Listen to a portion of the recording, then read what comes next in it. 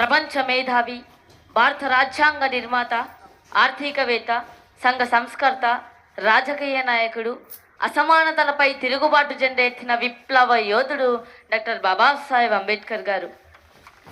మరి మిత్రులారా, ఆనాడు అంబేద్కర్ గారు అన్నారు, చదువుకుంటే జ్ఞానం వస్తుందన్నాడు, చదువుకుంటే ధైర్యం వస్తుందన్నాడు, చదువుకుంటే మన దేశ దశ దిశను మార్చొచ్చన్నాడు, చదువుకుంటే ఈ రాజ్యాన్నే ఏలొచ్చన్నాడు.